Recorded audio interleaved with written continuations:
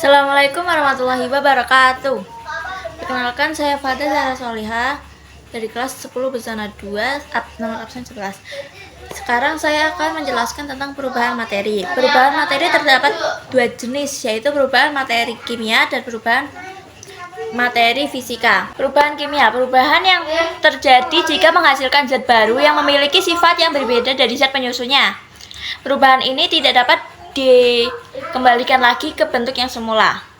Ciri-ciri perubahan kimia terjadi apabila 1. Perubahan suhu, 2. Terbentuk gas, 3. Terjadi perubahan warna, 4. Terbentuk endapan. Salah satu contoh perubahan kimia yaitu paku yang berkarat. Ini adalah paku yang masih mengkilap dan ini adalah paku yang berkarat. Perkaratan besi atau nama lainnya adalah korosi.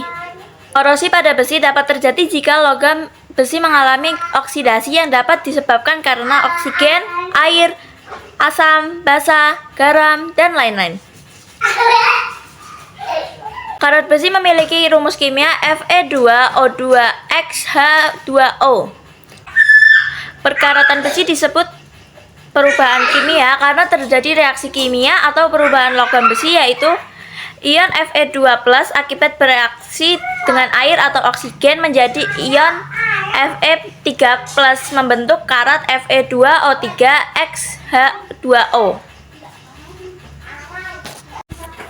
Perubahan fisika, perubahan yang terjadi jika tidak menghasilkan zat baru dan masih memiliki sifat materi yang sama dengan sebelumnya. Perubahan yang terjadi dapat dikembalikan lagi ke bentuk semula. Cirinya, 1. Tidak membentuk zat atau molekul jenis baru. 2. Zat yang berubah bisa kembali ke bentuk semula. 3. Hanya diikuti dengan perubahan sifat fisika, yakni perubahan bentuk, ukuran, dan warna. Jenis perubahan fisika dibedakan menjadi 5.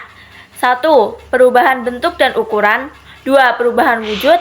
3. Perubahan karena pelarutan atau pengeringan. 4. Perubahan karena pemanasan atau arus listrik. Dan 5. Perubahan volume. Salah satu contoh perubahan fisika adalah kain yang dijahit. Mengapa ini disebut perubahan fisika? Karena memenuhi ciri perubahan fisika, yakni perubahan bentuk dan ukuran dan perubahan wujud.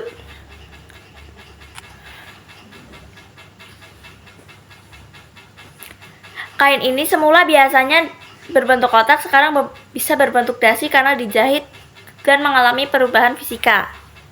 Sekian dari saya. Wassalamualaikum warahmatullahi wabarakatuh.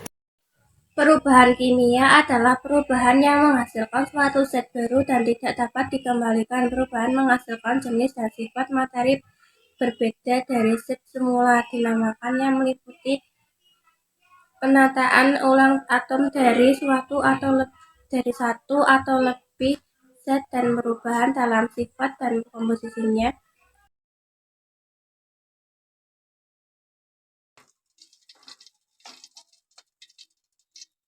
Dan ini telurnya sudah jadi.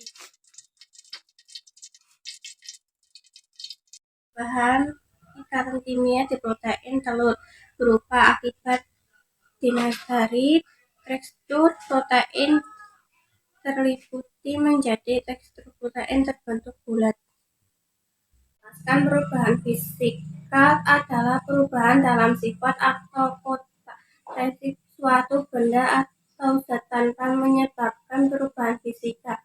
Benda atau zat tetap dalam bentuk yang sama dan hanya mengalami perubahan dalam bentuk, ukuran, atau fase fisik. Contohnya,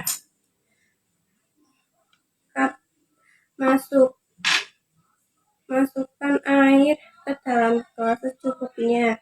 Kedua, masukkan kapur baru secukupnya ke dalam gelas yang telah diisi air. 3. Masukkan cuka ke dalam air secukupnya. 4. Masukkan baking soda ke dalam gelas 1 sendok.